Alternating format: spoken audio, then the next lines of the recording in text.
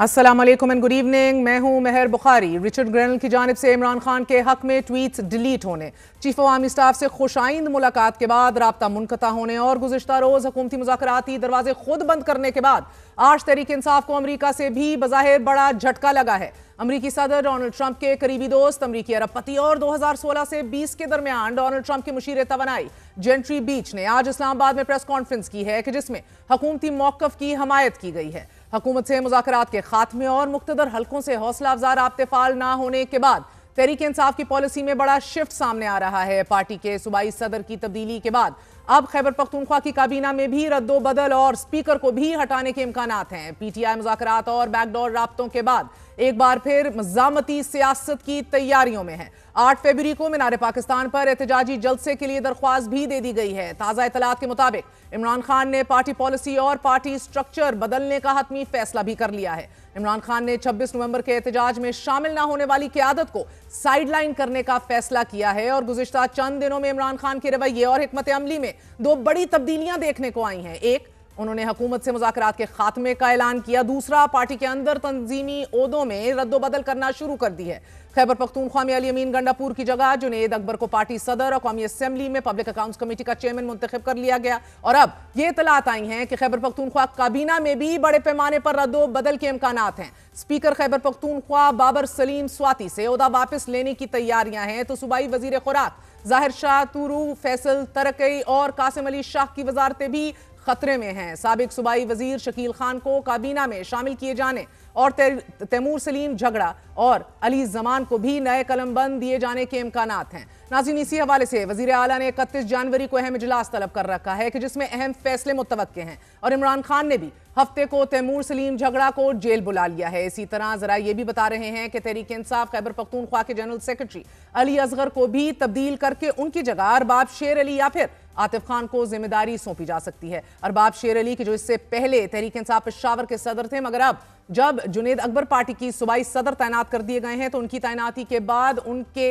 अहम हम ख्याल लोगों को भी अहम ओहदे सौंपे जा रहे हैं। अरबाब शेर अली और आतिफ खान को जुनेद अकबर का करीबी साथी समझा जाता रहा है और ये ग्रुप वजीर आला अली अमीन गंडापुर के खिलाफ एक अरसे से मुतहर्रिक रहा है। खबर यह है कि आतिफ खान, शेरान तरकई और असद कैसर का ग्रुप अहम जिम्मेदारियां इसको सौंपी जा सकती हैं। अब अली अमीन गंडापुर के लगाए गए वज़रा भी तब्दील होंगे क्योंकि कुछ वज़रा पर इल्जाम है कि वो करप्शन में मुलव्विस हैं। जिन वज़रा को तब्दील किया जाएगा उनकी जगह आतिफ खान, शेरान तरकई और असद कैसर के ग्रुप के मेंबरान सूबाई असेंबली को इत्तलात और नशियात, दाखिला, मदनियात, खजाना और दीगर वजारतों से नवाजा जाएगा। अली अमीन गंडापुर के करीबी समझे जाने वाले तर्जुमानों को भी ओहदों से हटाए जाने का इम्कान है। ज़राए के मुताबिक ईद से कबल ये बड़ी तब्दीलियां देखने को मिल सकती हैं कि जिसके बाद अली अमीन गंडापुर सिर्फ नाम के वजीर आला होंगे जबकि ताकत कहीं और होगी। वजीर आला और जुनेद अकबर ग्रुप के दरमियान इख्तलाफात अगरचे एक अरसे से चल रहे हैं, लेकिन ये इख्तलाफात उस वक्त खुलकर सामने आए कि जब शकील खान को करप्शन के इल्जामात पर वजीर आला अली अमीन गंडापुर ने काबीना से बरतरफ कर दिया था। सबसे पहले अरबाब शेर अली, जुनेद अकबर और आतिफ खान ने शकील खान की हमायत करते हुए वजीर आला पर तनकीद की थी। तब से ये इख्तलाफात खुलकर सामने आए और फिर जब इमरान खान से आतिफ खान और जुनेद अकबर ने जेल में मुलाकात की तो उन्होंने वजीर आला के खिलाफ शिकायत के अंबार लगा दिए। जराए का यह कहना है कि इसी मुलाकात में आतिफ खान ने पार्टी की सूबाई सदारत के लिए जुनेद अकबर का नाम तजवीज़ किया और इसी तरह इमरान खान से मुलाकातों में बाज वकला ने भी वजीर आला के खिलाफ शिकायत की। जरा ये भी बता रहे हैं कि इमरान खान और अली अमीन गंडापुर की मुलाकात में भी इमरान खान ने अली अमीन गंडापुर को हदायत जारी की कि सूबे में गवर्नेंस को बेहतर किया जाए। आपको मुकम्मल इख्तियार है, मगर सूबे में बैड गवर्नेंस और करप्शन की शिकायत मिल रही हैं। इस पर वजीर आला ने इमरान खान से कहा कि पोस्टिंग ट्रांसफर्स में मेरा कोई किरदार नहीं। अरकान असेंबली पोस्टिंग ट्रांसफर्स करवाते हैं और शिकायतें मेरे खिलाफ करते हैं। इस पर इमरान खान ने वजीर आला से कहा कि आपसे पार्टी की सूबाई सदारत का ओहदा इसलिए वापस लिया जा रहा है कि आपका बोझ कम हो, आप गवर्नेंस पर भरपूर तवज्जो दे सकें और करप्शन और बैड गवर्नेंस का खात्मा कर सकें। इसी मुलाकात में इमरान खान ने अली अमीन गंडापुर को 1.5 माह में मामला दुरुस्त करने की हदायत जारी की हैं। खैबर पख्तूनख्वा की तरह पंजाब में भी पार्टी के तंजीमी स्ट्रक्चर को बदलते हुए हमाद अजहर की जगह आलिया हमजा को चीफ ऑर्गेनाइजर मुकर्रर कर दिया गया है तो मेहर अब्दुल सत्तार के जो इस वक्त पार्टी के सूबाई डिप्टी जनरल सेक्रेटरी हैं उनको भी अहम जिम्मेदारियां दिए जाने की इतलात हैं। नाज़रीन, तहरीक इंसाफ के पार्टी स्ट्रक्चर में ये तब्दीलियां वो पॉलिसी शिफ्ट है कि जिसके जरिए अब पार्टी के सख्त गिर रहनुमाओं को आगे लाने और होम्योपैथिक क़यादत को साइड लाइन करने का फैसला कर लिया गया है। नाजरीन, आपको बताते चलें, तहरीक इंसाफ की खैबर पख्तूनख्वा में तब्दीलियों के साथ साथ आज आईजी खैबर पख्तूनख्वा को भी तब्दील कर दिया गया है। आईजी अख्तर हयात की जगह अब जुल्फ़िकार हमीद को आईजी खैबर पख्तूनख्वा तैनात कर दिया गया है। आईजी की तब्दीली के हवाले से जब हमने गुज़िश्ता बरस अप्रैल में वज़ीर आला अली अमीन गंडापुर से जानने की कोशिश की तो उन्होंने बड़े वसूख से कहा था कि हम इसको फौरी तब्दील कर रहे हैं वरना हुकूमत को लेने के देने पड़ जाएंगे। बड़ा सख्त मौक़िफ़ अपनाया था। मगर फिर 4 माह बाद जब हमने फिर वज़ीर आला का इंटरव्यू किया तो उनका दावा था कि वो आईजी की कारकर्दगी से मुतमईन है। आज क्या अली अमीन गंडापुर एक डीसीओ नहीं हटा सकता? तो अब जब वो चीफ सेक्रेटरी आएगा, पहले क्योंकि वो हमारे सूबे का है, वो बैठेगा, वो एक टीम बताएगा। मैंने भी सूबे में आप चाह रहे हैं चीफ सेक्रेटरी बदलना? चाह रहे हैं। मैंने आखिरी हफ्ता दिया हुआ डेडलाइन का।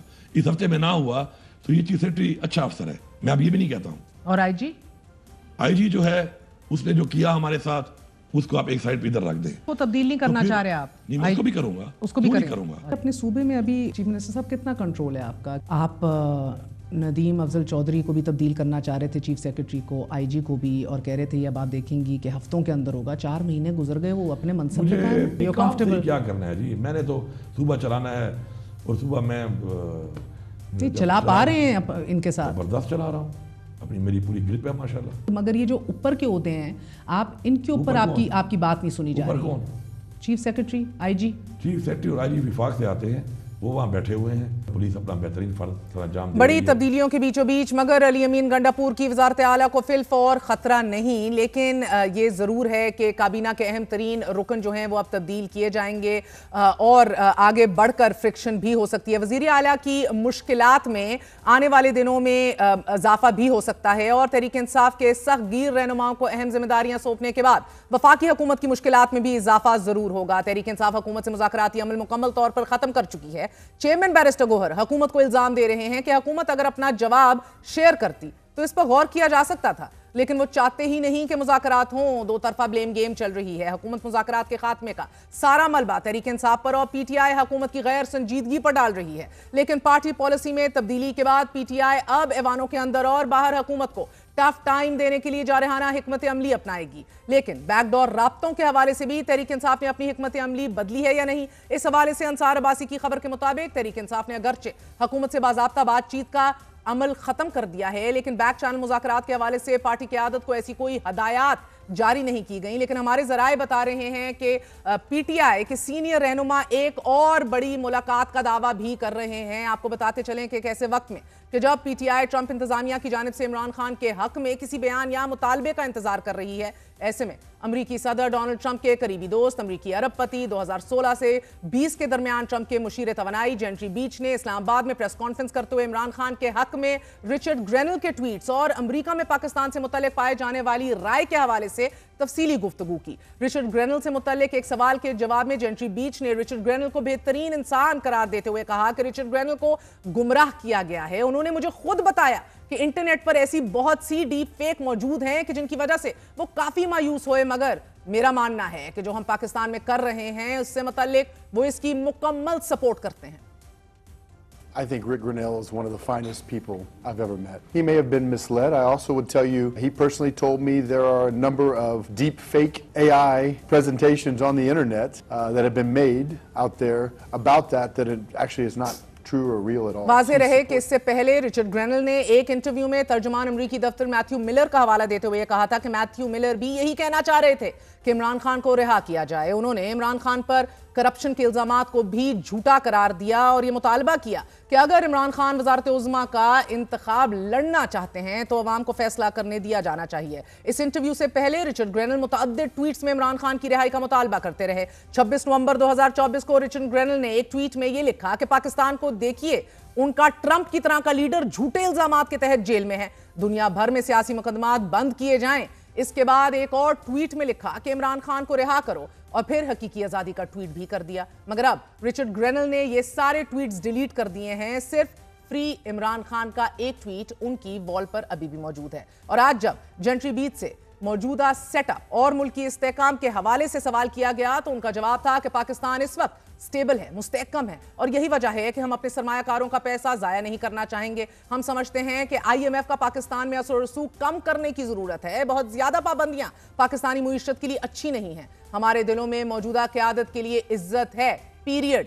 मैंने बहुत सी रिसर्च की है कि जिसमें मुझे मुतअद्दिद मौके पर साबिक वज़ीर आज़म इमरान खान के साथ कुछ मसाइल थे, मगर मैं इन पर बात करने यहाँ नहीं आया। We plan on investing billions of dollars in Pakistan. View Pakistan currently as a very stable environment. We wouldn't put our investors' capital at risk if we didn't believe that. I think the stranglehold that the IMF has had on Pakistan needs to change, and I think that's something that they really need to reconsider of the current situations here. I don't know Imran Khan or all the issues that existed in the past, but I've seen no evidence that our administration in the U.S. has anything but respect for the leadership here, period.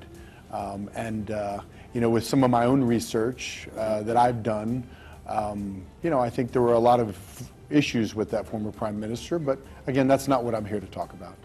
Gentry bench से जब ये पूछा गया कि पाकिस्तान के साथ Donald Trump कैसे ताल्लुकात रखेंगे, तो बीच का जवाब था कि ट्रंप और आपकी लीडरशिप में ज़हनी हमआहंगी है। अमेरिका को पाकिस्तान की ज़रूरत है और पाकिस्तान को अमेरिका की। हम पाकिस्तान को खित्ते के चेहरे के तौर पर देखना चाहते हैं। पाकिस्तान ने कुर्बानियां दी, 80,000 जानें दी। I think the mindset of your leadership and the mindset of President Trump are very similar. I think that the current administration has a very positive eye and a positive direction as to where Pakistan-U.S. relationships are going, and I think business here is going to be an important driver of that. The sacrifices that Pakistan has made, Pakistan's lost over 80,000 men living on the front line fighting terrorism. I view Pakistan as one of those close allies that we need to assist us. You're blessed with having a huge amount of critical rare earths here. I believe there's an excess of $50 trillion of rare earths here in this country. A lot of work needs to be done. इसी हवाले से बात करेंगे। मारूफ सहाफ़ी खैबर पख्तूनख्वा से ताल्लुक़ रखती हैं, गहरी नज़र रखती हैं वहाँ की सियासत पे। फरजाना अली हमारे साथ मौजूद हैं। फरजाना, बहुत बहुत शुक्रिया साथ देने का। बताइएगा, इख्तियारात की लड़ाई तो बहुत देर से रिपोर्ट हो रही है, 3-4 ग्रुप्स रिपोर्ट हो रहे हैं। अलीमा ग्रुप, बुशरा बीबी का अलग ग्रुप, वज़ीर आला को जो डिसलाइक करते हैं, उसके बाद आप आतिफ खान का ग्रुप, स्वाबी का मर्दान ग्रुप, हज़ारा ग्रुप, कामरान बंगश जिसमें तैमूर जगड़ा जिसके अंदर हैं, जो चीफ मिनिस्टर से नाराज़ रहे, फिर शानदाना वर्सेस मिशाल यूसुफजई। आप मुझे ये बताइए कि हो क्या रहा है? फाइनली तो अल्लाह अल्लाह करके पहले तो चाह रहे थे तब्दील करना आईजी, उसके ऊपर मुतमईन किया गया चीफ मिनिस्टर को, अब आईजी भी तब्दील हो रहा है, सूबाई क़यादत भी तब्दील हो रही है, बड़े बड़े फैसले जो हैं वो उसका बताया जा रहा है कि काबीना में भी होने जा रहे हैं। क्या बैक बेंचर्स अब फोर फ्रंट पे आएंगे? ऐसा ही हो रहा है? देखिए, ये एक बड़ी दिलचस्प कहानी है महर, जो इस वक्त या सूरत हाल है जो डेवलप हुई है असल में खैबर पख्तूनख्वा में। फिर उसके ऊपर उस स्क्रिप्ट को आप कहें कि फाइनल किया गया है अडियाला में, और उसमें मेन कैरेक्टर जो हैं वो आपको नजर आएंगे। जाहिर है इमरान खान साहब की जो अहलिया हैं वो उनका यहाँ पे जो रहना था वो आप यूं कहें कि ट्रिगर साबित हुआ है। आप ये जो सारी बातें कर रही हैं कि किस तरह से ग्रुपिंग थी, ये सारा कुछ था, तो उस सारे मामले के लिए उन सारी एक दूसरे से रंजिशों के लिए खलिश में बहुत अहम किरदार अदा किया उनके इस रहने ने यहाँ। और उस दौरान जो वो चाह रही थी वो कर नहीं पाई, तो फिर उन्होंने वो कर दिया जो अब आपके सामने है। जो हमारे जराए हैं वो ये कहते नजर आते हैं कि ये एक दिलचस्प गेम है जो इमरान खान साहब ने खेली है नाराज ग्रुप के साथ और बरसरे इक़्तिदार ग्रुप के साथ।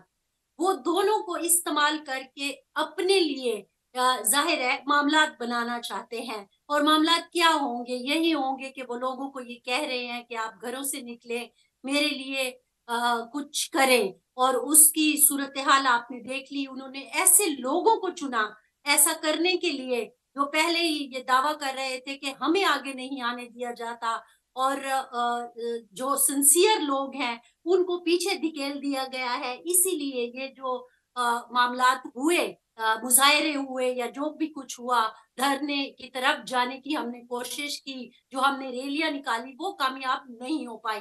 तो अब खान साहब ने डबल गेम खेली है और उन्होंने एक तरफ अली अमीन को भी बुलाया, फिर एक तरफ उस ग्रुप को भी बुलाया। उस ग्रुप को अपनी कुछ टारगेट दे दिए कि आप जाइए ये कीजिए, और अली अमीन को जाके बुला के कहा कि अब आप जो है बताइए कि आपके साथ क्या किया जाए, और जो ये लोग कह रहे हैं क्या ये सच है या नहीं है। जाहिर है अली अमीन खान ने अपना मुद्दा उनके सामने रखा, और फिर मैं जो कह रही हूँ कि खान साहब ने एक नया स्क्रिप्ट तैयार किया। हमारे जो हम्म। आप कहें इतलात हैं, जो सोर्सेज हैं, वो ये बताते हैं, और फिर दोनों ग्रुपों को एक एक टारगेट दिया गया है। अब ये जो आने वाले 3-4 महीने हैं, अगर मैं कहूँ कि ईद उल फितर के बाद तक वो 3 महीने बन जाते हैं तकरीबन लगभग, ये बड़े दिलचस्प होंगे। इसमें आपको और भी बहुत कुछ होता दिखाई देगा। वो जो ग्रुप है जिसको जिम्मेदारी दी गई है कि जुनैद अकबर की सरबराही में कि आपको सदारत भी दे दी है, अब आप प्रूफ करके दिखाइए। उनके साथ जो जुड़े हुए लोग हैं कैबिनेट से, वो शायद आपको अगले हफ्ते में या उससे अगले हफ्ते में रिमूव होते हुए या उसकी रीशिफ्लिंग होते हुए दिखाई देगी, और कुछ नए चेहरे जो हैं वो काबीना में आ सकते हैं। इसी तरह आज एक बड़ी इंपॉर्टेंट मीटिंग हुई है जिसमें जो एक बात की जा रही थी, बार बार खान साहब को जाके बताई जा रही थी कि जी बड़ी ज्यादा करप्शन हो रही है। तो वो जो करप्शन का एंटी करप्शन था उसको थोड़ा सा मजीद बेहतर करके पेश किया जाएगा, और ये गेम खेलिए अच्छा, आप मगर मुझे पहले ये बताइएगा, मैं करप्शन पे आऊंगी। आप बाखबर सहाफ़ी हैं, बहुत पुरानी सहाफ़ी हैं। अब जुनैद अकबर का ओहदा संभालने से क्या तासुर है, क्या फीलिंग है, अब क्या मुतवक्के पेशा मुतवक्के हो रही है? और इस्लामाबाद में बैठे लोग तो मुक़्तदर हलकों से रवाबित वापस सुधारने की कोशिशों में हैं, लेकिन अब ये अग्रेसिव लोगों को सामने लाकर बैक वक्त क्या अचीव किया जाएगा? And then the $1 million question, काबीना में कौन कौन से नए चेहरे हमें देखने को मिलेंगे बिसाइड्स तैमूर झगड़ा? देखिए, ये भी एक दिलचस्प बात है कि तैमूर झगड़ा हो गए, कामरान हो गए, ये वो लोग थे जिन्हें इलेक्शन से जीते हुए इलेक्शन से हरवाया गया था, और खान साहब को जाके बताया गया कि भाई ये सारे सिचुएशन जो है क्रिएट हुई है। लेकिन हमारे सोर्सेज ये कहते हैं कि वहां अडियाला में इनके लिए कोई खास जो एक नरम गोशा होता है वो नहीं है। तो अगरचे इनको शायद रख तो लिया जाए, लेकिन इसमें वो चीज नहीं होगी। असल स्क्रिप्ट कुछ और है। असल स्क्रिप्ट ये है हम्म। कि एट ए टाइम 2 महाजों पर लड़ा जाए। एक महाज जो है वो अली अमीन साहब के हवाले किया गया है, और एक महाज किया गया है जुनैद अकबर के। अब बीच में ये जो प्लेयर आएंगे ना, इनका इतना रोल नहीं होगा। असल रोल जो होगा वो इन 2 प्लेयर्स का होगा, कि एक को आप इस्तेमाल करो अग्रेसिव टोन के लिए, और एक को आप इस्तेमाल करो और उनसे कहो कि ठीक है आप उस तरफ लेके चलते रहो जैसे कि आप लेके चल रहे हो। तो ये एक मैंने आपसे कहा ना कि जो नया स्क्रिप्ट लिखा गया है ना, उसमें 2 प्लेयर्स बुनियादी तौर पर हैं, बाकी सारे जो हैं वो उनके आप कहें कि वो जैसे शतरंज के खेल में खिलाड़ी बाकी होते हैं ना, तो वो उस तरह से होंगे। अब उसमें कौन आएगा कौन जाएगा ये आपको अगले 1-2 हफ्ते में पता चल जाएगा। उनके काबीना में उनके हम ख्याल लोग कहाँ आ रहे हैं, जी। काबीना में तो सवाबी नहीं, ग्रुप को निकालने स्वाबी की वाले सारे तैयारियां आगे हो आ रहे हैं रही ना। हैं। चाहे हाँ। वो शाहराम साहब के भाई, अब मैं नहीं चाहती कि मैं किसी का नाम ले लूं, अगर जी एक नाम और मैंने ले असद लिया, कैसर ग्रुप लेकिन तरह के, जी। बहरहाल ये जो सवाबी ग्रुप है इसमें तो आपको डाउन होता हुआ दिखाई देगा। कुछ नए चेहरे होंगे वो जो है वो आएंगे। तो मैंने आपसे कहा ना कि असल में तो इन दोनों को एक दूसरे के खिलाफ इस्तेमाल करके एक ऐसी सिचुएशन क्रिएट करने की कोशिश की जा रही है कि अवाम की नजर में कोई भी एक बड़ा और पावरफुल ना बन सके। मेहर साहबा आप मुझसे ज्यादा जानती हैं बनीगाला की सियासत को। उसमें हमेशा ये कोशिश की जाती है कि किसी को भी इतनी ताकत ना मिले कि वो असल ताकत को पीछे डाल दे। तो पिछले हमने कुछ 1-8 साल में देखा कि अली अमीन गंडापुर साहब के बारे में ये एक तासुर बना दिया गया कि वो इतने पावरफुल हो गए हैं कि उन्होंने खान साहब की मकबूलियत के मुकाबले में आके खड़े हो गए हैं कि लोगों को कैसे वो लेके आते हैं और कैसे ये सारा कुछ हो रहा है। तो अब एक तीर से हमें हमारे जराए बताते हैं कि 2 शिकार करने की कोशिश की जा रही है। आप रमजान का महीना ये सारा देखेंगे और फिर ये अभी तो खैर 8 वाला जो मामला है वो तो सिर्फ एक जलसे तक और कुछ थोड़े बहुत एहतजाज तक महदूद रहेगा, लेकिन असल सिचुएशन बनेगी ईद के बाद जब लॉन्ग मार्च का ऐलान किया मगर जाएगा। फरजाना जी, करप्शन का मामला पिछले साल से उठ रहा है और उसके बाद दम साध गया। 2 सितंबर को पिछले साल इमरान खान ने बुलाया चीफ मिनिस्टर को, उसके अगले दिन शकील खान भी पहुंच गए। याद होगा आपको 7 अरब का मामला 70-80 करोड़ मुख्तलिफ लोगों में बांटे गए, ये बातें हो रही थी। करप्शन के इल्जाम तो तब से उठाए जा रहे हैं, ये यकायक एक बार फिर इतना बड़ा इशू कैसे फोरफ्रंट पे बन गया है? देखिए ऐसा हुआ है कि ये यकायक इशू नहीं बना, ये एक बुजुर्ग वकील की तकरीबन 4 से 5 या 3 से 4 मुलाकातों के बाद ये सिचुएशन बनी है और बार बार जाके खान साहब को यही कहा जाता रहा है कि जनाब करप्शन अरूज पर है और जो उसमें कोई शक भी नहीं है कि काजी साहब, बहुत सारे ऐसे शवाहिद मौजूद है जिसमें मामला बहुत ज्यादा खराब है। असल में प्रॉब्लम यही है ना कि खान साहब का जो नारा था ना, अगर करप्शन की बात होती है तो वो सारे का सारे अब बयानिया जो है वो दम तोड़ जाता है। अदरवाइज तो पॉलिटिकल पार्टीज में या इन हुकूमतों में आपको पता है, और इसमें सिर्फ सियासतदानी माल नहीं है, इसमें करप्शन में तो पूरे का पूरा मुल्क ही डूबा हुआ है। चाहे हम जीमो की तरफ जाएं या शीनो की तरफ जाएं या बे की तरफ जाएं, जो भी मामला है। लेकिन असल में चीज ये शुरू हुई कि मैंने आपसे कहा ना कि जब मोहतरमा खान साहब की अहलिया जब यहाँ थी तो सारा मामला उसी से बना और उनकी जो नाराजगी थी उसको आप यूं कहें कि वहां भी इस्तेमाल किया गया एक अहम वकील को, और फिर उन्होंने वो चूंकि एंटी करप्शन के साथ भी जो बनाया गया है एक यहाँ पर सेल, उसके भी चूंकि उससे रिलेटेड है, तो ये सारी की सारी पैगाम रसानियां और ये सारा कुछ जो है वो होता रहा। और आपको पता है कि एक मावन खुसूसी भी थी जिनका बहुत अहम किरदार रहा है। मशाल यूसुफ तो जई। चीजें जो थी वो अली अमीन के खिलाफ बुनी गई कि जनाब यहाँ ये हो रहा है, यहाँ ये हो रहा है। अब आज जो मीटिंग हुई है उसमें अली अमीन खान ने भी मेरा ख्याल में अपने लिए एक मैदान जो है वो सजा लिया है। वो अब उनको भी नहीं छोड़ेंगे जिन्होंने उनके ऊपर करप्शन के इल्जामात लगाए या ये कहा कि वो या कोई उनसे रिलेटेड किसी की तरफ इशारा किया गया कि वो इस सारी चीजों में इन्वॉल्व है। अब आप देखेंगे कि आने वाले दिनों में काबीना से एंटी करप्शन के हवाले से एक और कुछ तरमीमें मंजूर होंगी, जिसके बाद सब के सब उस दायरे में आएंगे जो जाके अली अमीन के खिलाफ गवाहियां देते रहे और कहते रहे कि करप्शन के जो मेन तो मंबा फरजाना जी, है वो नेचुरली किसी गुस्सा तो बड़ा चला होगा अभी अली अमीन गंडापुर साहब को। अब इस तरह एक दम अब उनको स्पॉटलाइट में डाल दिया है कि ना करप्शन को थाम सक रहे हैं ना गवर्नेंस कर चुके हैं। अब गो के ये अब हमें खबर मिली कि जब खान ने उसे अब हदायत दी कि सूबे में गवर्नेंस को बेहतर करें, आपको टाइमलाइन देता हूं, आपको मुकम्मल इख्तियार दिया गया है, तो क्यों ये काम नहीं हो रहा? करप्शन की शिकायत क्यों मिल रही है? इस पर गंडापुर साहब ने इमरान खान से कहा कि पोस्टिंग ट्रांसफर्स तो उसमें तो मेरा कोई किरदार नहीं है, अरकान असेंबली पोस्टिंग ट्रांसफर्स करवा रहे हैं, इसमें मेरा क्या लेना देना है? क्या ये गिला शिकवा उन्होंने आज की मीटिंग में भी किया है? एग्जैक्टली देखें, आप ये देखें ना कि सारे पोस्टिंग ट्रांसफर तो वजीर आला नहीं करता ना, वो किसके कहने पर करता है? आप किसी भी वजीर, मुशीर, मावन खसूसी, एमपीएस किसी को भी देख ले, उनका मेन काम यही होता है कि पोस्टिंग ट्रांसफर पर आए। और अच्छा हुआ आपने मुझे याद दिला दिया, इस मीटिंग में उन्होंने भी बहुत ज्यादा शिकायत की अली अमीन खान ने अपने लोगों से, और कहा कि यार आप अजीब लोग हो कि आप ही आते थे और पोस्टिंग ट्रांसफर के लिए लाइनें लगी होती थी और आपके कहने पर मैंने ये सारा कुछ आपको इख्तियार दिया, ये सारा कुछ हुआ और फिर आप ही ने जाके मेरे ऊपर मलबा डाल दिया।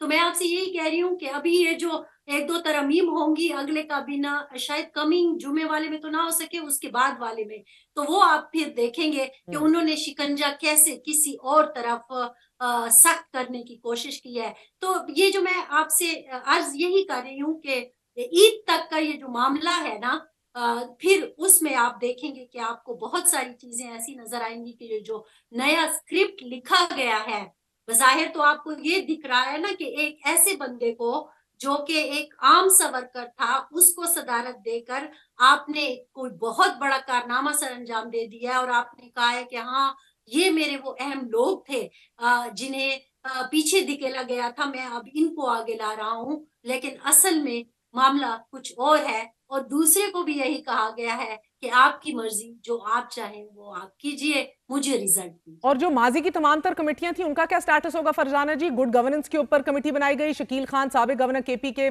शाह फरमान एमएनए, अब आपके जुनेद अकबर साहब जो सदारत ले बैठे हैं, फिर काजी अनवर साहब, even though at that time Junaid Akbar को निकाल दिया गया था because he was not part of the CM group, तो एंटी करप्शन के मुशीर केपी के मुसद्दिक साहब को शामिल कर लिया गया था क्योंकि मालाकंड के जुनेद तो उनके ग्रुप में नहीं थे। मगर अब अगस्त 2024 में इंटरनल अकाउंटेबिलिटी कमेटी भी बनी, सर वो भी उसका भी कुछ समझ नहीं आई। ये क्या था कमेटियों का पूरा सिलसिला? फिर बस मैं आपसे यही कह रही हूँ कि इन सारी कमेटियों ने एक दूसरे को ही फांसने की कोशिश की है। ये जो आपने शकील साहब का नाम लिया है, देखिए उनके साथ भी एक गेम ही हुई थी और वो सारे पख्तूनख्वा में रहने वालों को पता है, जो लोगों मतलब हम जो मिलते हैं लोगों से, कि किस तरह शकील साहब को भी फंसाया ही गया था एक वॉइस नोट के जरिए। तो चीजें जो है वो काम कोई और कर रहा था उस, या आप यूं कहें कि चीजें जो थी वो मिल बांट के शायद खाने की कोशिश की जा रही थी, लेकिन वो चीज नहीं हो सकी और एक ही तरफ सारा झुकाव रहा, तो सारे एक दूसरे से लड़ रहे हैं। मैं आपको एक बात बताऊं, जो खैबर पख्तूनख्वा में खान साहब की गिरफ्तारी के बाद से लेकर मामलात ऐसे थे कि जिसमें बहुत सारी चीजें जो थी वो एक दूसरे के खिलाफ लोग लगे हुए थे, लेकिन जब से हुकूमत इनको मिली है यहाँ पे और कुछ लोगों को मंजर से हटा दिया गया, कुछ लोगों को मरकज में या वफाक में भेज दिया गया जो चाहते थे कि यहाँ पे वो हो, तो वो एक गुत्थम गुत्था है उस वक्त से लेकर अभी तक। लेकिन मैं इस सारे चीज में ये आपको कहूंगी कि जो जिनके हाथ में ताकत है, जो अडियाला में इस वक्त दोनों मौजूद हैं, उन्होंने भी इस बार जो स्क्रिप्ट लिखा है तो वो ऐसा लिखा है कि फिर दोनों ही मेरा ख्याल में उस शिकंजे में आ जाएंगे जिसमें के वो उनको लाना चाहते। लास्टली फरजाना जी, क्या वजारत आला गंडापुर साहब की वो उनकी तगड़ी है, स्टेबल है, या उस हवाले से भी कुछ भी हो सकता है? पाकिस्तान तहरीक इंसाफ के बारे में कोई भी बात हतमी कहना बहुत मुश्किल होता है, लेकिन मुझे ऐसे लगता है कि ईद तक ये चलते रहेंगे। देखिए आपको पता है ना, शायद आपके पास भी खबर हो ये कि फिर वो एक लॉन्ग मार्च का प्लान हो रहा है। तो इस सारे इसमें ये जो महीना चल रहा है और इसके बाद लॉन्ग मार्च का जो प्लान है, अब देखते हैं कि वो ऊंट किस करवट जाके बैठता है, तो फिर उसके बाद ही तय होगा कि आगे क्या। फिलहाल तो इन दोनों को जो टास्क दिए गए हैं वो उनको पूरा करेंगे ईद उल फितर तक। बहुत बहुत बहुत बहुत शुक्रिया। हमारे साथ फरजाना मौजूद थी, बाखबर सीनियर सहाफ़ी हैं खैबर पख्तूनख्वा की, एक सोची समझी स्ट्रैटेजी का बता रही थी जो इमरान खान साहब ने बनाई है। जिम्मेदारियां सौंपी गई हैं और किसी को भी कद से ज़्यादा बढ़ने की अब इजाज़त नहीं दी जाएगी। गुड कॉप बैड कॉप भी खेला जाएगा। अगला एक महीना अहम तरीन है तहरीक इंसाफ की सियासत, अली अमीन गंडापुर की वजारत आला के लिए भी। एक छोटा सा वक्फा लेते हैं, सेक्रेटरी इंफॉर्मेशन शेख वकास अकरम से बात करेंगे। Stay with us.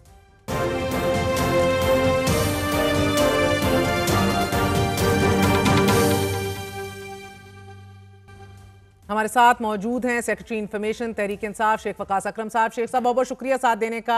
सर, अमरीकी अरबपति सरमायाकारों के वक्त के सरबराह जेंट्री बीच पाकिस्तान के दौरे पर आज हैं। आप यकीनन खबरें देखी होंगी। उन्होंने सहाफ़ियों से गुफ्तगू करते हुए मौजूदा हुकूमत के साथ ताल्लुकात को खुशाइंद करार दिया है, बल्कि ये दावा भी किया है कि पाकिस्तानी हुकूमत और नई अमरीकी क़यादत के साथ मुकम्मल हमआहंगी है, सेम माइंडसेट है, ये स्टेबल गवर्नमेंट है। जेंट्री बीच के ये इंकशाफात को आप कैसे ले रहे हैं? आई डोंट नो, मैंने तो अभी जो खबर पढ़ी है वो ये है कि ये जो वफ्द आया है इन्वेस्टर्स का, ये प्राइवेट कैपेसिटी में आया है। ये कोई स्टेट स्पॉन्सर्ड नहीं है, अमेरिका का ना स्टेट ने को भेजा है। ये प्राइवेट इन्वेस्टर्स का एक ग्रुप है और ऑब्वियसली जो प्राइवेट इन्वेस्टर आता है किसी मुल्क में तो उसने वहां इन्वेस्ट करना होता है। तो आपका क्या ख्याल है कि उस मुल्क की हुकूमत के बारे में क्या कहेंगे तारीफें करने के लिए? They are here to make money. करीबी साथी हैं डोनाल्ड ट्रंप के, उनकी कैबिनेट में रह चुके हैं। He could have avoided it. He could have said it's a private trip. I will not engage with the journalists or I will not talk about this. Richard Grenell कौन से एक public ओहदे पे थे? वो कहे या ना कहे, वो प्राइवेट ट्रिप के ऊपर आए हैं. It does not change the fact that he came on a personal private trip. He is not representing state or he is not representing US government. So you refuse to take his statement seriously. आप नहीं देख रही है कि इशारा है कि Trump इंतजामिया की इस मौजूदा पाकिस्तानी इंतजामिया से बेहतरीन ताल्लुकात होंगे? मैं तो समझता हूँ कि अभी तक उन्होंने शायद पाकिस्तान को उस हवाले से टच ही नहीं किया। पाकिस्तान का नंबर जो है यूक्रेन के भी बाद आता है, जो प्रायोरिटी लिस्ट है, जो मेरा इल्म है, आपको शायद ज्यादा पता हो, वो जो उनके जिस तरीके से वो उसको डील करते हैं हमेशा नई एडमिनिस्ट्रेशन, तो जब पाकिस्तान का नंबर आ जाएगा और पाकिस्तान के हवाले से नई एडमिनिस्ट्रेशन अपनी पॉलिसी बता देगी, तो उसके ऊपर हम सब बोलने के लिए आजाद होंगे। अब हमें प्राइवेट अच्छा, और सर ये बताइएगा, उनका ये कहना कि रिचर्ड ग्रेनल ने उनको जाती तौर पर ये बताया था कि उन्हें इंटरनेट पर जाली वीडियोस की तशहीर के जरिए गुमराह किया गया, और रिचर्ड ग्रेनल पाकिस्तान के निजाम इंसाफ की मुकम्मल हमायत करते हैं। अब इस हवाले से क्या कहेंगे? दोबारा कीजिएगा जी, उन्होंने क्या कहा? सर, उनसे जब पूछा गया रिचर्ड ग्रेनल के हवाले से, उन्होंने कहा उन्होंने जाती तौर पे मुझे बताया कि मैंने डीप फेक वीडियोस मुझे दिखाई गई, मुझे गुमराह किया गया, और इस दौरे का वो मुकम्मल इस दौरे की हमायत कर रहे हैं। रिचर्ड ग्रेनल जो है, वो जिस किस्म के उन्होंने अपने सेंटिमेंट एक्सप्रेस किए, आपने भी देखे, सारे पाकिस्तान ने, सारी दुनिया ने देखे, तो वो इनको अगर बता सकते हैं तो एक ट्वीट भी कर देंगे कि जी मुझे इस तरीके से मिसगाइड किया गया, तो सारी दुनिया को ट्वीट यकीन हो सारी जाएगा। माजी की डिलीट हो गई है, मासवा एक के। चलो माजी दी यकीन हो गई है, डिलीट हो गई है ना, वो कहते हैं कि जी वो एआई की वजह से था, जनरेटेड था, मिसलीड, तो वो नवी कर देना, कह दें कि मिसलीड किया गया से क्या फर्क पड़ता। और सर, आप बेसिकली जेंट्री बीच के मौजूदा सेटअप और मुल्की इस्तेहकाम के हवाले से बयान को बिल्कुल भी रिफ्लेक्शन नहीं देख रहे, एक सपोर्ट और at least confidence building measure for this government. उन्होंने कहा हमारे दिलों में मौजूद हैं, हमारी क़यादत के लिए इज्जत है, पीरियड। देखिए जी, अगर कोई प्राइवेट इन्वेस्टर पाकिस्तान की किसी सियासी पार्टी या पाकिस्तान की हुकूमत के किसी आदमी की दिल से इज्जत करता है तो ठीक है, इसमें क्या बुरी बात है, हम क्या कह सकते हैं। यहाँ भी बिजनेस कम्युनिटी है जो इंस्टॉल्ड है। यही बात ख्वाजा आसिफ कहते थे कि वो प्राइवेट कैपेसिटी में रिचर्ड ग्रेनल ट्वीट कर रहा है, मगर आप सब उसको सराहते थे, उसका खैर मकदम करते थे। आज आप कह रहे हैं कि ये इनका दौरा। नहीं, मैंने अपनी ऑफिशियल कैपेसिटी में एज इंफॉर्मेशन सेक्रेटरी मैंने किसी को नहीं सराहा, बल्कि मैं आपके प्रोग्राम्स में भी और बाकी आपके चैनल पे कई प्रोग्राम्स में ये कहता रहा हूँ कि ये किसी की जाती हो सकता है, ना हमने किसी को अप्रोच किया है और ना हमें इस पे ओवर एक्साइटेड होने की जरूरत है। वी हैव बीन वेरी, मैं Salman Akram Raja, chairman Gauhar, we have been very vocal about it. Sheikh साहब, ये बताइएगा कि अब इसको तो आप ऑफ कोर्स बिल्कुल रद्द कर रहे हैं, इस पूरे जेंट्री बीच के दौरे को या इनकी बातों को आप ज़्यादा अहमियत नहीं देते हुए नजर आ रहे। आने वाले दिनों में आप कह रहे हैं मजीद पता लगेगा, यानी कि आपकी अभी भी तवक्कुआत हैं कि ट्रंप इंतज़ामिया जो है ह्यूमन राइट एक्सेसेस के हवाले से या इमरान खान की रिहाई के हवाले से कोई ना कोई मौक़िफ़ लेगी। देखिए, पहली बात तो ये है, हमें अल्लाह ताला की ज़ात के अलावा किसी और से कोई उम्मीद नहीं है। हम अपने ह्यूमन राइट्स वायलेशन के हवाले से, अपने जाली केसेस के हवाले से हम ऑलरेडी पाकिस्तानी अदालतों में गए हुए हैं। हमें छोटी अदालतों में उस तरह इंसाफ नहीं मिल रहा, बट हमें उम्मीद है कि हमें ऊपर इंसाफ मिलेगा। हम ये कहते हैं कि जो एक एडमिनिस्ट्रेशन चली गई है वो यहाँ रिजीम चेंज को फैसिलिटेट कर रही थी, अब एक नई एडमिनिस्ट्रेशन आ गई अमेरिका में, जिस वक्त वो पाकिस्तान के इश्यूज तक पहुंचेंगे, वो अपनी पॉलिसी अनाउंस करेंगे, तो हमें पता चल जाएगा कि वो, हाँ, उससे पहले हम क्या चाहते हैं। हम यही चाहते हैं कि नई एडमिनिस्ट्रेशन जो है वो इस रीजन के अंदर democracy, human rights, rule of law के हवाले से, जैसे वो हमेशा हमारी पार्टनर स्टेट रहे हैं, वो अपना किरदार अदा करेंगे, और वो पाकिस्तान के लिए बाइसियत स्टेट, किसी पॉलिटिकल पार्टी के लिए नहीं, पाकिस्तान के लिए बाइसियत स्टेट, इस खित्ते में जो वो अफगानिस्तान के हवाले से स्टांस ले चुके हैं, एक अच्छा किरदार होगा, और इस खित्ते की प्रॉस्पेरिटी और अमन के अंदर एक नया, वो हम उसकी उम्मीद करते हैं कि बेहतर होगा। हम ये कह सकते हैं। अब हम ये तो कोई बात नहीं है कि हम कहें जो आ गए थे खान साहब बाहर आ जाएंगे, ये तसी कभी भी नहीं किया। Sir, tomato tomato potato potato, माजरत के साथ आप वही कह रहे हैं कि इधर के जो हालात हैं अभी, ये मुबैना तमाम तर ये एक्सेसेस जो हैं, इनके ऊपर एक राइट स्टैंड लिया जाए, यानी कि आपकी हमायत की जाए। मगर मुझे बताइएगा सर, हुकूमत से मुज़ाकरात के खात्मे और फिर मुख्तदर हलकों से जो हौसला अफजा राब्ते हैं, वो पहले तो नजर आया कि नहीं, मैं ये आपने पटेटो और टमाटो टमाटो का कर दिया आपने सारा। It's not like that. हम बड़ा क्लैरिटी के साथ कह चुके हैं, ना हमने किसी को मदद के लिए कहा है और ना हम किसी को मदद के लिए कहेंगे। जब कोई भी, मगर आप उम्मीद करते हैं कि वो इसका नोटिस लेंगे। हमने कितनी दफा, हम क्या अब अपने बहन भाइयों को कुरान उठा के बताएं कि हम अल्लाह के अलावा किसी से उम्मीद नहीं करते हैं, आप क्यों हमसे शिरक करवाना चाहते हैं? मैं समझ गई हूँ बात सर। तो मैं सिर्फ ठीक आपसे है, ये रिक्वेस्ट आप ये भी कह सकते हैं इररेलेवेंट है कि वो जो भी समझें और करें, हम अपनी जंग खुद लड़ेंगे, इसलिए मूविंग फॉरवर्ड आप उम्मीद करते हैं कि वो हम इन अपनी एक्सेसेस के जंग ऊपर खुद ही राइट लड़ स्टैंड रहे हैं। लें। मैंने दसो हम खुद ही अपनी जंग लड़ रहे हैं। कोई अमेरिकी आके तो अदालतों में हमारी जगह पेश नहीं हो रहा। डाला में तो मिस्टर जॉनसन नहीं जाते हैं ना, हम खुद जा रहे हैं सारे। हाँ, हाँ। हम अपनी लड़ाइयां खुद लड़ जी रहे हैं, सर, मारे भी खुद खा रहे हैं, अमरीकियों के जेलें भी कहने खुद पे मगर बर्दाश्त इधर कर रहे हैं। तारीखी हवाले से बहुत लोग मुल्क से उनकी जानें भी बच गई हैं, इंक्लूडिंग मियां मोहम्मद नवाज शरीफ, और मुल्क से बाहर भी जा सके हैं, बहुत सी डीलें भी हुई हैं। सो कतई नज़र इससे सर मूविंग फॉरवर्ड मुझे ये बात बताइए कि एक पॉलिसी में भी बहुत बड़ा शिफ्ट नजर आ रहा है आपकी जमात में। सूबाई सदर की तब्दीली के बाद हम देख रहे हैं KPK की काबीना में भी रद्दोबदल के इम्कानात हैं, स्पीकर को भी हटाने की बातें हो रही हैं। ये फरमा दीजिएगा कि इसको कहा जा रहा है, अभी आप सुन भी रहे होंगे, कि ये बेसिकली बड़ी सोची समझी साजिश है इमरान खान साहब की, कि कोई भी अपने कद काट से ज्यादा मजबूत और बड़ा ना हो, और दोनों ग्रुप्स जो हैं, दोनों आइडियोलॉजीज और ख्यालात जो हैं, क्योंकि हैं उनको जिम्मेदारियां सौंपी गई हैं कि गुड कॉप बैड कॉप भी खेला जाए। मतलब आप ये देखें, मैं सुन रहा था, खातून को उनका बड़ा एहतराम है, बड़ी सीनियर है, यहाँ पेशावर जैसे शहर में एक निजी चैनल की ब्यूरो चीफ है, बड़ी पुरानी सीजन है, मगर बहुत सी बातों पे मुझे हैरानी हुई और मैं बसद एहतराम उनसे इख्तलाफ करते हुए ये कहूंगा। पहली बात तो ये है कि आपने कहा कि उन्होंने कहा, सोची समझी साजिश है इमरान खान साहब की। You just said it because she said it. I mean Imran Khan साहब मैं तो आपसे इस सवाल वक्त पूछ रही जब हूं, जी मैंने स्ट्रैटेजी कहा इमरान है खान सर। साहब, नहीं साजिश का लफ्ज इस्तेमाल हुआ, आप रिपीट उसको देख लें। आप साजिश करेंगे अपनी पार्टी के खिलाफ, अपनी पार्टी में गुड कॉप बैड कॉप करेंगे। This is a time where a leader नहीं needs for the out. Each and every soldier, एक एक मुजाहिद चाहिए, एक एक आदमी चाहिए जो इस हक सच की लड़ाई के अंदर आगे खड़ा हो। हम ये खेल नून लीग में होते होंगे, ये खेल पीपल्स पार्टी में होते होंगे। इमरान खान कप्तान है, वो बैटिंग ऑर्डर किसी वक्त भी चेंज कर सकता है। लोगों की कहानियां खत्म हो गई। खान साहब ने शटअप कॉल दे दी परसों, जब खान साहब ने कह दिया कि मैंने सदर अली अमीन खान के कहने पे चेंज किया और उनकी रिक्वेस्ट पे चेंज किया। खुद आके मीडिया से बात की और कहा कि बताएं लोगों को जाके कि ये मुझे अपने चीफ मिनिस्टर पे, अपने वर्कर्स पे, अपने मिनिस्टर्स पे एतमाद है, देयर ऑन देयर रिक्वेस्ट। सो वो कहानी वहां खत्म होती है। He is the leader of the party. अगर वो समझते हैं कि एक और आदमी को जिम्मेदारी देनी है, तो क्या वो जुनैद अकबर भी हमारा भाई है, वो भी इतना ही पार्टी का मेंबर है। यहाँ खातून कह रही थी एक आम से मेंबर को, भाई वो आम से मेंबर नहीं है, वो तीसरी दफा MNA बन रहे हैं, वो सूबे के अंदर इंतहाई अहम जिम्मेदारियों पे रहे हैं, वो पूरे पाकिस्तान के असद उमर के साथ डिप्टी इंफॉर्मेशन सेक्रेटरी रहे हैं पूरे पाकिस्तान के, तीसरी दफा MNA बन रहे हैं। वो आम नहीं, वो बड़े समझदार, बड़े सीजन, बड़े पुराने आदमी है। तो अगर खान ने उनको आगे किया है इस जिम्मेदारी के लिए, तो इसमें बेहतरी होगी कोई।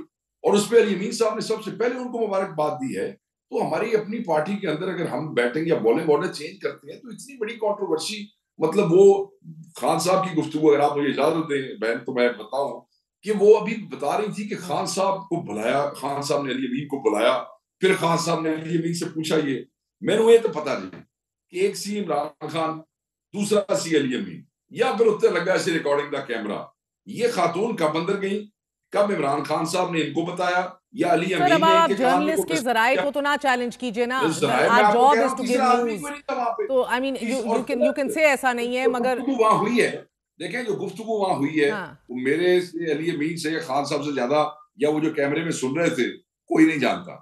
तो आप बता दीजिए सर, आप बता दीजिए कि क्या कोई वक्त मुकर्रर दिया गया है गंडापुर साहब को, क्या उनकी वजारत आला अभी भी मजबूत है? बिल्कुल, वजारत आला उनकी कभी खतरे में थी ही नहीं। इमरान खान साहब ने उनकी वजारत आला के हवाले से कभी कोई ऐसी बात ही नहीं की। मैं आपको कह रहा हूं, मेरी बहन के 2 दिन पहले उन्होंने कहा कि मुझे पूरा एतमाद है। I don't want to sound like as his spokesperson, because वहां भी कई लोगों को तकलीफ हो जाती है, but now that we are discussing this issue, I must say this, Imran Khan has said this again and again 2 days ago. Why people are still कि जी खान ने ये कहा, खान ने साजिश कर दी। खान और सर मुझे बताइएगा कि हमाद अजहर को हटा के आलिया हमजा को लगाने के पीछे क्या हिकमत है? क्योंकि आपके अंदर से भी आवाजें आ रही थी, गंडापुर साहब को भी रिपोर्ट हुआ कि वो कहते तुम बाहर तो निकलते नहीं हो, हम पे तनकीद करते हो। आपको आपके लोगों ने गलत इंफॉर्मेशन फीड किया है। हमाद अजहर को नहीं हटाया गया है। हमाद अजहर इज स्टिल और नहीं हटाया जाएगा। अच्छा, नहीं हटाया गया है। दूसरी बात है, हटाया जाएगा या नहीं जाएगा, ये खान की पार्टी को दी मर्जी को जो मर्जी करेगा पार्टी के नाल। आलिया हमजा को चीफ ऑर्गेनाइजर मुकर्रर किया गया है, ठीक है जी। तो अब इसमें कोई कंट्रोवर्सी, अगर कोई हमारी बहन या भाई आपको आगे कहता है तो उन्हें कहें ऐसे न करें, ये कोई ऐसी बात नहीं है। पंजाब में आपको पता है हमारे लिए प्रॉब्लम्स है, हम ज्यादा से ज्यादा अपने सोर्सेज वहां पे मोबिलाइज करना चाहते हैं। वो खातून है, उन्होंने बड़ी कुर्बानी दी है, सेंट्रल पंजाब से उनका ताल्लुक है, लाहौर में उनकी जड़ें हैं, मीनार पाकिस्तान वाले हल्के से election, if she can help others, she can help organize Punjab, why not? तो खान साहब ने जिम्मेदारी दे दी, हमारा तो उठे दफ्ती है, कल होएगा नहीं होएगा कल दी गल है, मगर ऐसी तो कोई खबर नहीं है। एंड लास्टली सर, आपका क्योंकि मुतजाद खबरें भी आ रही हैं, मुख्तदर हलकों से कोई फिर राब्ता हुआ है, कोई दूसरी मुलाकात हुई है? नहीं, नहीं हुआ, कोई मुलाकात नहीं हुई है। वही मुज़ाकरात थे जो खत्म हो गए हैं, कोई बैकडोर चैनल नहीं है, कोई मुक्तदरा के साथ राब्ता नहीं इस्टेब्लिश हुआ, और ये भी इमरान खान साहब कह चुके हैं। और एक और बात, अगर आप मुझे एक लाइन दें, कोई लॉन्ग मार्च की डेट नहीं दी गई है, किसी लॉन्ग मार्च का लाएमल खान ने अभी नहीं बताया है। मैं मरकजी सेक्रेटरी इत्तलात के तौर पे कह रहा हूँ, ये जिसके भी जराए हैं गलत है, ज़ईफ है। मैं जब वो देंगे मैं आपसे खुद शेयर करूंगा। लॉन्ग मार्च लोग के तो होना नहीं चाहिए, लॉन्ग मार्च तो सड़कों पे होना है। और ईद उल फितर शेख वकास अकरम साहब मौजूद थे, आपने गुफ्तगू सुनी। आपको बताते चलें नाजरीन, दूसरी तरफ अहम तरीन डेवलपमेंट हुई है जस्टिस मंसूर अली शाह के केस के मामले में बड़ी पेशरफ सामने आई है। सुप्रीम कोर्ट के रजिस्ट्रार ऑफिस ने सैयद मंसूर अली शाह के रेगुलर बेंच में कानूनी तशरी का मुकदमा फिक्स करने पर इस्तफसार करते हुए बेंच में अफसरान को नोटिस, जिन्होंने ये अफसरान ने मुंतकिल किया केस, नोटिस जारी कर दिए गए हैं कि 7 रोज में वजाहत दी जाए। नोटिस में लिखा गया है आईनी बेंच का मुकदमा जस्टिस मंसूर रेगुलर बेंच में कैसे लग गया और इस पर अफसरान वजाहती जवाब जमा करवाएं।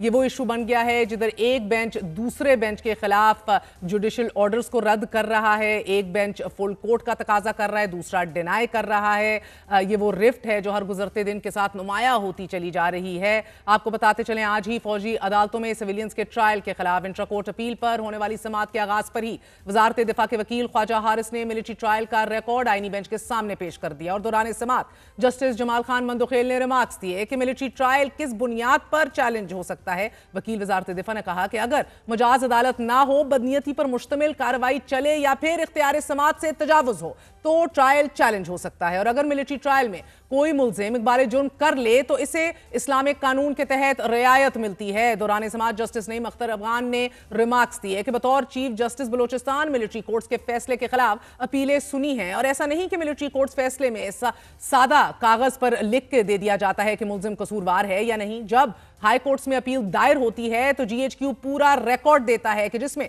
पूरी अदालती कार्रवाई होती है, शवाहिद समेत तरीकाकार दर्ज होता है। जस्टिस जमाल खान मंदोखेल ने इस्तफसार किया कि मुल्जिम अदालत का फेवरेट चाइल्ड होता है, क्या मिलिट्री कोर्ट्स में भी मुल्जिम को फेवरेट चाइल्ड समझा जाता है? वकील वजारत दिफा ने कहा कि आर्मी एक्ट के रूल्स के तहत मुल्जिम को मुकम्मल तहफ्फुज दिया जाता है। दौरान समाअत जस्टिस नईम अख्तर अफगान ने वकील वजारत दिफा को हदायत की कि 9 में मुकदमात से हटकर मिलिट्री कोर्ट्स के फैसलों की मिसालें भी दीजिए। वकील वजारत दिफा ने दलाइल देते हुए अदालत को बताया कि मिलिट्री कोर्ट्स में आजादाना और गैर जानिबदाराना ट्रायल होता है, पब्लिक को समाअत सुनने का मुकम्मल मौका दिया जाता है और फेयर ट्रायल के तकाजे पूरे किए जाते हैं। मिलिट्री कोर्ट्स आजाद हैं। इस पर जस्टिस जमाल खान मंदोखेल ने कहा कि इंसाफ सिर्फ होना नहीं चाहिए बल्कि होता हुआ नजर भी आना चाहिए। जबकि वकील दरख्वास्त गुजार ने कहा कि अगर मिलिट्री ट्रायल इतना ही अच्छा है तो फिर सारे केसेस उनको ही भिजवा दीजिए। जस्टिस जमाल खान मंदोखेल का कहना था कि मिलिट्री कोर्ट्स में ट्रायल करने वाले कौन हैं? मिलिट्री ट्रायल करने वाला जज तो अथॉरिटीज के मातहत होता है। जस्टिस हसन अजहर रिजवी ने रिमार्क्स दिए कि आपकी जानिब से दिए गए रिकॉर्ड का जायजा लिया गया। 9 में वाकयात में बज़ाहिर सिक्योरिटी ऑफ स्टेट का मामला नहीं लगता। 9 में वाकयात के मुल्जिमान का मिलिट्री ट्रायल बहुत तफसील से चलाया गया। क्या तमाम रिकॉर्ड पब्लिक करना मुमकिन नहीं ताकि 9 में वाकयात के मुल्जिमान के कारनामे अवाम में बेनकाब होते और पब्लिक इन मुल्जिमान की मजम्मत कर सकते? इस पर वकील वजारत दिफा ने जवाब दिया कि यह तो अथॉरिटीज ने तय करना है। नाज़रीन, जस्टिस मुसर्रत हिलाली ने नुक्ता उठाया कि सवाल यह है कि इन फैसलों का आम शहरियों पर क्या असर पड़ेगा। हमें एक बेलगाम मुआशरे का सामना है। दौरान समाअत जस्टिस मोहम्मद अली मजहर ने सवाल उठाया कि अगर ट्रायल में कोई गलती रह गई हो तो क्या अपील में इस गलती की निशानदेही की वजह से मुल्जिम को फायदा मिलता है? ख्वाजा हारिस ने जवाब दिया कि अपील का हक दिया गया है और इसमें तमाम पहलू देखे जाते हैं। जस्टिस जमाल खान मंदोखेल ने रिमार्क्स दिए कि क्या रिट में इतना इख्तियार है कि प्रोसीजर को देखा जाए कि इसे मुकम्मल फॉलो किया गया या नहीं? ख्वाजा हारिस ने कहा कि तमाम प्रोसीजर फॉलो होता है। जस्टिस जमाल खान मंदोखेल ने इस्तफसार किया कि रिट में कोई ऐसी अथॉरिटी तो हो कि जो प्रोसीजर को देख सके और इसका जायजा ले। जिंदगी किसी की भी हो इंतहाई अहम होती है। जज पर भी तो मुनस्सिर होता है कि वो ट्रायल कैसे चलाता है।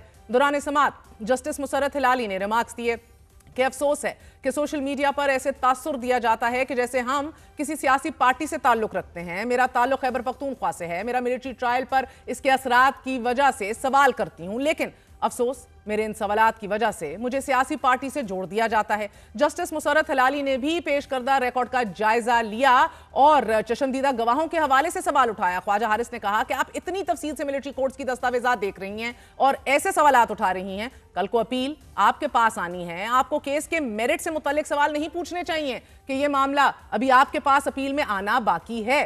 जस्टिस मुसर्रत हिलाली ने यहां फरमाया कि मेरे जहन में जो सवाल बनता है वो मैं करूंगी, किसी को अच्छा लगे या बुरा। अदालत ने फौजी अदालतों में सिविलियंस के ट्रायल के खिलाफ इंट्राकोर्ट अपील पर समाअत कल तक के लिए मुलतवी कर दी और आईनी बेंच के सरबरा जस्टिस अमीनुद्दीन खान ने कल बार एसोसिएशन के वकला को तैयारी के साथ आने की हदायत दे दी है। नाज़रीन, दूसरी तरफ आपको बताते चलें, इस मुल्क का अहम तरीन मामला पीका लॉ, सहाफियों की जानिब से भरपूर एहतजाज, पीका एक्ट को लाहौर हाई कोर्ट में चैलेंज किए जाने और आलमी इदारों की तरफ से पास करवाए गए इस पीका कानून की मजम्मत के बावजूद सदर मुमलिकत आसिफ अली जरदारी ने मुतनाज़े prevention of cyber crime act 2025 के पर तौसीक कर दी है।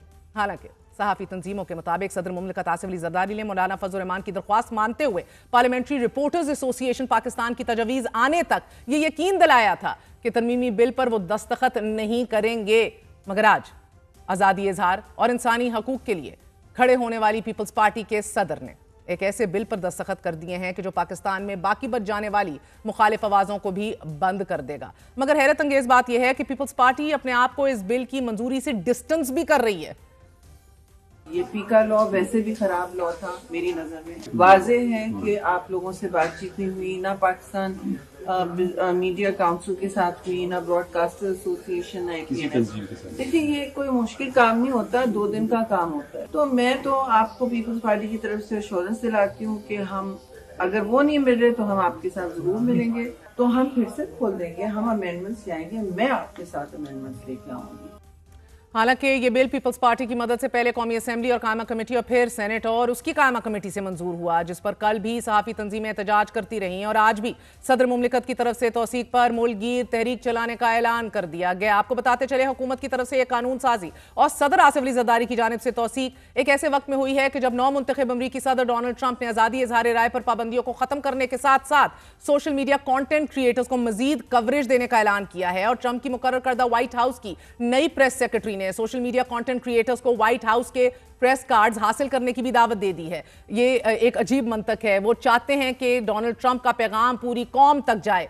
हमारी हुकूमत चाहती है कि इनके इकदामात किसी तक ना जाएं। इजाजत दीजिए। गुड नाइट, अल्लाह हाफिज।